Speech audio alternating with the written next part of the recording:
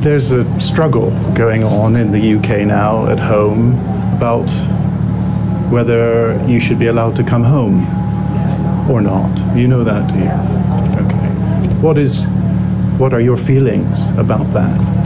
I think a lot of people should have like sympathy towards me for everything I've been through. You know, when I didn't know what I was getting into when I left, and I just was hoping that maybe for the sake of me and my child, they let me come back. Over the past week, Britain has been locked in furious debate about something that shouldn't need to be debated at all. A situation so straightforward, so black and white, so cut and dry, that any opposition view should be laughed down and dismissed immediately. The case I'm referring to is that of Muslim schoolgirl Shamima Begum, and I don't care if I'm not pronouncing that right, who, a few years ago at the age of 15, decided to leave Britain to join ISIS in Syria. Now, after seeing ISIS get demolished all over the Middle East, Shamima has decided she'd like to come back to Britain. And oh yeah, she's also 9 months pregnant. Well, love, while you may have a select number of self-loathing, white guilt-ridden anti-racism activists and ethnic allies standing up for you, I'm afraid you'll find no sympathy from me. Let me explain why this woman should never be allowed into my country ever again, and why everyone who thinks otherwise is a treacherous rat that, for all I care, can be dumped into the middle of the desert to rot alongside her.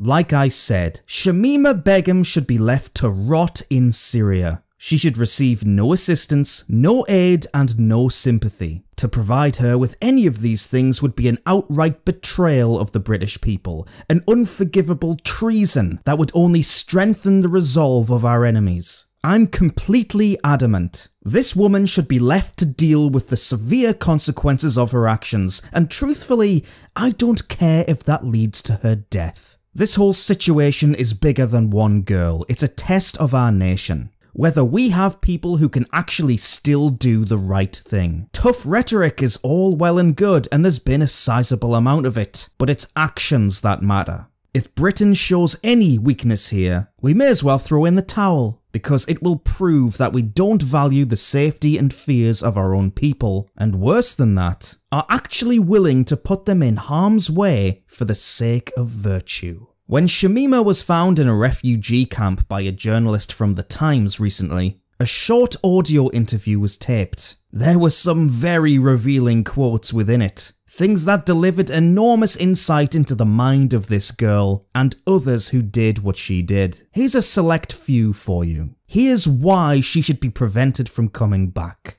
Did you ever see executions? No, no, but I saw a beheaded head in the bin. In the bins? Yeah, it's really bin.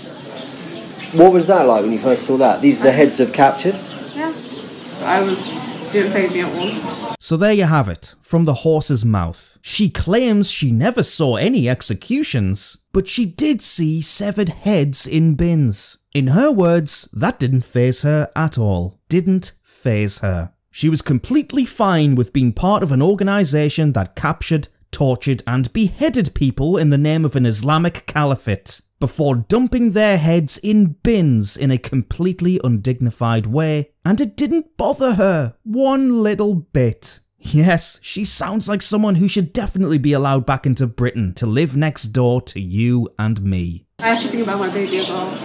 After my 2 kids died, now I'm really overprotective of this baby. I'm scared that this baby's going to get sick in this camp. That's why I really want to get back to Britain, because I know it will be taken care of. Like health-wise at least. She knows that her baby will receive top-notch healthcare in Britain, and that's why she wants to come back. Ah, okay. So she thinks it's completely acceptable to join a terrorist group that have committed atrocities on the streets of Britain and murdered British people, yet she should be entitled to come back and use our health service, paid for by those very British people. No strings attached. Yeah, sounds like a great deal, Shamina. Where do I sign? Amazing, isn't it? She knows her baby will be totally safe here, and it will, by the way, because Britain is a caring country. We go out of our way to protect people and provide services to as many as we can, even to those who are completely undeserving of it. This woman has betrayed those kind and selfless people, coldly and methodically, but still expects the world on a platter. On the one hand, the severed head unfazed you, and on the other hand, you are angry about oppression. Because it's one thing, because you have to remember that these people, their beliefs are that you kill the non-Muslims, but you treat the Muslims, good. But now here you are. And my husband said that while he was in prison, there were men that they were being tortured so badly that they were just like, I'm just going to admit to being a spy so they can kill me. Of course. So Dawla has actually killed Muslims. She's upset that Islamic fundamentalists murder other Muslims instead of only the non-believers. If it was just the non-Muslims getting killed, she wouldn't have a problem with it. She wouldn't. Open the borders, let her in. You're describing mixed feelings about Dawla then. Yeah.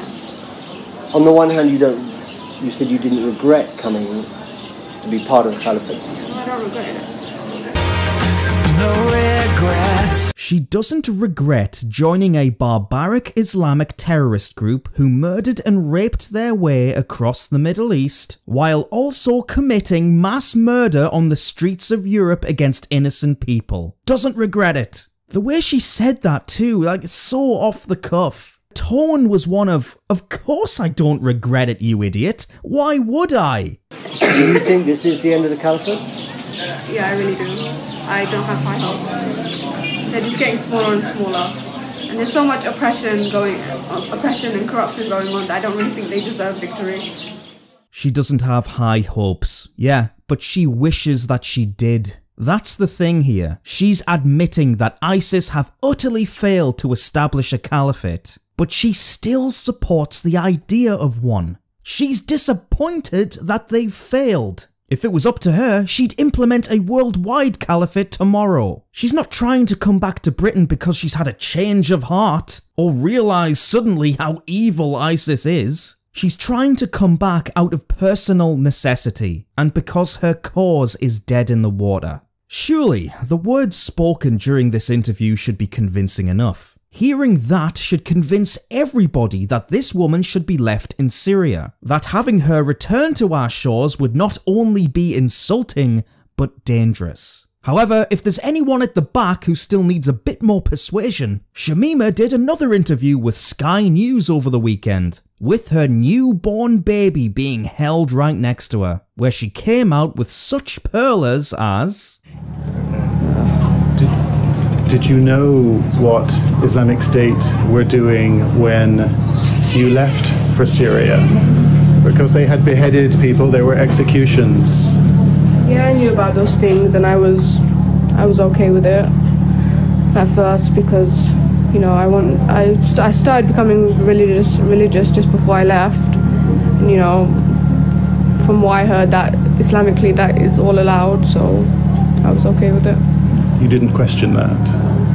Again, she was okay with the beheading, the murders, all of it. She was okay with it. It didn't bother her, and it still doesn't. This isn't some poor little girl who didn't know what she was getting herself into, like some are arguing. Oh, no. She knew exactly what was happening in Syria. She knew exactly what kind of group ISIS was, what they did. It was okay with her. There is no remorse or guilt here whatsoever. There's a struggle going on in the UK now at home about whether you should be allowed to come home or not. You know that, do you? Okay. What are your feelings about that? I think a lot of people should have sympathy towards me for everything I've been through. And I didn't know what I was getting into when I left, and I just was hoping that maybe for the sake of me and my child, they let me come back. Wait a minute. She didn't know what she was getting herself into when she left. But she literally just admitted in the previous question that she was fully aware of everything ISIS were doing in the region. The journalist, because he's terrible at his job, didn't pick up on this at all. But let me help everyone out here with a bit of simple editing, eh? You can thank me later. Sky News, you can offer me a job if you want. Watch. Did you know what Islamic State were doing when you left for Syria? Because they had beheaded people, there were executions. Yeah, I knew about those things and I was okay with it. I think a lot of people should have like sympathy towards me for everything I've been through, you know, and I didn't know what I was getting into when I left, and I just was hoping that maybe for the sake of me and my child, they let me come back. Yeah, I knew about those things and I was okay with it, you know, and I didn't know what I was getting into when I left, and yeah, I knew about those things and I was okay with it. I didn't know what I was getting into when I left. When she says she didn't know what she was getting herself into, what she really means is she wasn't expecting ISIS to get bombed into oblivion and their caliphate to fail. She expected everything to work out fine. She thought they'd continue to win battles, conquer territory, kill their enemies and spread the glory of Islam, while she raised her kids with no difficulties whatsoever. That's what she's saying here. Don't fall for this shallow, "oh, I was just a kid" bollocks. It's simply a lie, and it's been used to garner sympathy for her. And on the subject of sympathy, I think a lot of people should have like sympathy towards me for everything I've been through. No darling, no we shouldn't. Some do, that's true, most don't. Millions of British people are praying that you perish, actually, and I don't blame any of them. The entitlement on show here is nauseating. You made your bed, now lie in it. The head of the Foreign Intelligence Services in the UK says people like you are potentially very dangerous. What would you say to him? They don't have any evidence against me doing anything dangerous. When I went to Syria, I was just a housewife the entire 4 years. Just stayed at home, took care of my husband, took care of my kids. I never did anything dangerous. I never made propaganda. I never encouraged people to come to Syria, so they don't really have proof that I did anything that is dangerous.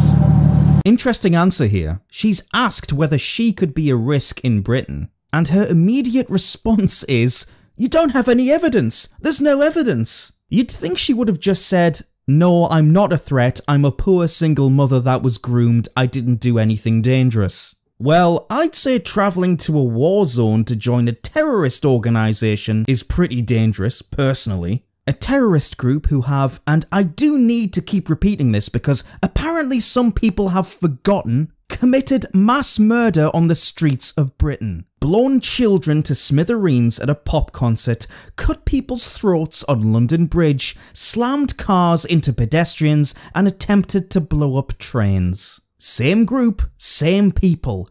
That's pretty dangerous in my eyes. I feel like I'm going mad here. Why is this even a debate? Why? If the authorities took the child away from you, would you accept that? It would be hard to accept. I would try my best to keep him with me. I don't see any reason why they would take him away from me. I don't. I could think of a few reasons why they'd take your kid away from you, sweetheart. Bloody hell. Unbelievable. Do you feel that you have made a mistake? Do you think you've made a mistake when you look back at what you've been through over the last 4 years? A mistake in going back to going to Dola? Yes, a mistake in coming here, living under Islamic State. In a way, yes, but I don't regret it because it's changed me as a person. It's made me stronger, tougher. You know, I married my husband. I wouldn't have found someone like him back in the UK. I had my kids. You know, I did have a good time there. It's just at the end things got harder and I couldn't take it anymore. And I had to leave. That's my credo. No regrets. Mm-hmm. You have no regrets? Dad? No? Like not even a single letter? No regrets. Again, no regrets. She's become stronger and tougher. She's a strong, independent woman, guys. Put her on an advertising campaign or something. Sisters doing it for themselves. And I honestly laughed out loud when she said she wouldn't have been able to find a man like her husband in Britain. What? An Islamic fundamentalist? You'd have been able to find thousands of them actually, babes. Really? They're bloody everywhere. You didn't even have to leave London for God's sake. Just take a walk and you'll find one. Oh, we're very diverse here in Britain, you know. People from every walk of life. It's so beautiful. I did have a good time there. But at least she had a good time there. Enjoyed herself. That's what life is all about, isn't it? Doing the things you love. Hats off to her. Despite all of this footage, all the information, there are actually people who are campaigning for Shamima to be allowed back into Britain. I know. It's amazing we're at this stage, isn't it? Amazing that people's brains are wired this way. But I have to say, the arguments are incredibly weak. Firstly, this idea that she's actually the victim in all this, that she was groomed and tricked, brainwashed to travel through several countries to get to Syria, and therefore we should look after her. Interesting name from this author here, by the way, isn't it? It must just be a coincidence. This argument is nonsense, as we've just seen. She knew exactly where she was going and what she'd be getting involved with. She, even now, has no regrets. No regrets. So that's that. Done and dusted. Next. This then bleeds into the claim that because she was only 15 years old when she left, she didn't really know what she was doing and deserves the benefit of the doubt at the very least. After all, we all did stupid things when we were 15, right? Well, yes, while I can admit that I was a total idiot when I was 15, the worst thing I ever did was illegally download music from the internet and drink my dad's beer. She joined a terrorist organization. It's a little different, isn't it? But there is a beautiful irony here, by the way. 15-year-olds like Shamima don't have any agency to understand the consequences of their actions, yet there's a constant push from the British left to give 16-year-olds the right to vote. There's not a clash there at all, is there? Very interesting. Next is the ridiculous idea that if we don't show kindness and sympathy and allow her back into Britain, that will only convince more people to become terrorists. Yes, according to a so-called expert named Hanif Kadir, who works for some useless counter-extremism organisation, they're clearly doing a great job by the way, says failure to grant Shamima safe entry to the UK will only inspire more terrorism. Quote, we could potentially have a second wave of ISIS coming, the connecting up and reloading of ISIS, fence-sitters who are more sympathetic to another kind of narrative. So let me get this straight. The way to stop ISIS and terrorists is to let ISIS members enter the country and show them sympathy? Because if we actually stand up for ourselves and take national security seriously, I know, I can dream, this will only make them angry, and we wouldn't like them when they're angry. This is just one step away from claiming that Islamic fundamentalism is actually our fault, and that we have all of this coming anyway. Which, of course, is a line of thought echoed in the previous article, authored by that nice diverse woman who wrote, as a society, we must not abandon our values in the face of extremism, for these are values that the tactics of terrorism aim to erode. In fact, we must develop a rhetoric of hope, where we enable and support young people like Shamima to be rehabilitated. We must allow them to reintegrate back into our society that is likely to have failed them before. Acts of compassion in this regard are of the utmost importance to further our fight against extremism and radicalisation. Yes, it's our society that has failed them. If only we showed them and their beliefs more compassion, none of this would be happening. Absolute bullshit. We haven't failed Muslims in British society, they have failed us. Big time. They have taken our hospitality and thrown it back in our faces. They have not only been free to practice their religion, but they've been allowed to grow completely unopposed. Protected by hate crime laws, protected by politicians and police after the mass rape of white English girls, made out to be the real victims after every act of senseless murder they've committed on British soil, and all the rest of it.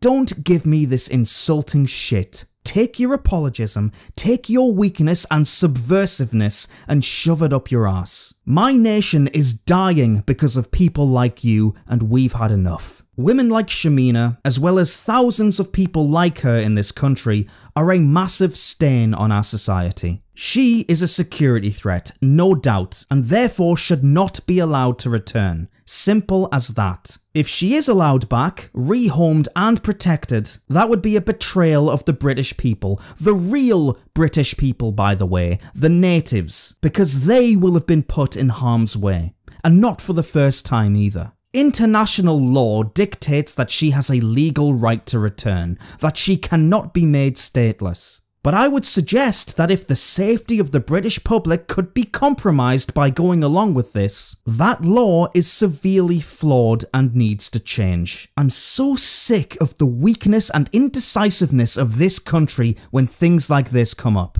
We'll see how this situation resolves itself in the coming weeks, but for now, allow me to leave you with a truly pathetic comment by Jacob Rees-Mogg on Question Time, and a sensible comment in response.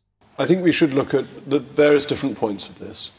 First of all, she's a British citizen, and she has no other citizenship, and therefore we are not entitled to make her stateless. That is a matter of international law.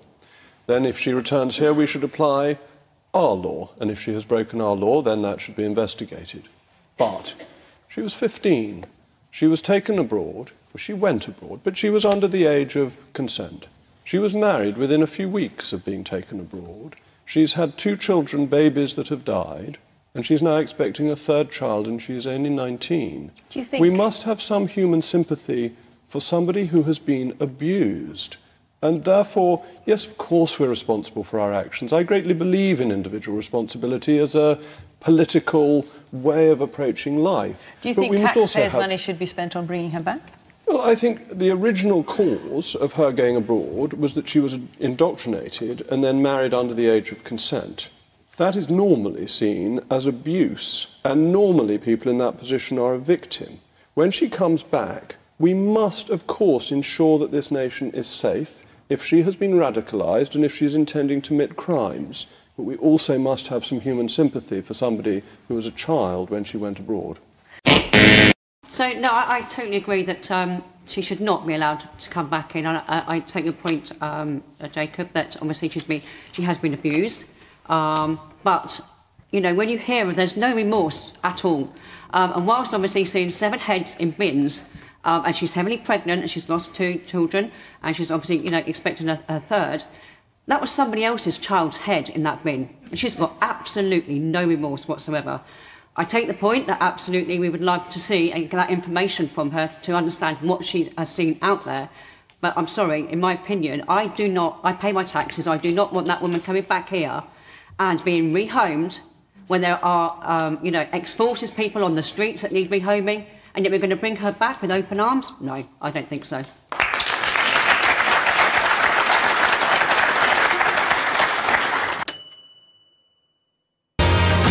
No regrets. Thank you all so very much for watching once again. If you'd like to support this channel and my work, you can do so in a few different ways. The first is via PayPal. The link is down below. Thank you all so much for your donations. If you'd like to support this channel on a monthly basis, my subscribe star is up and running. $5 a month or more will get your name at the end of every single one of my videos as a credit, like these gorgeous people here. The link to subscribe star is down below. Join the SS, guys, come on. Alright, see you soon. Have a good one.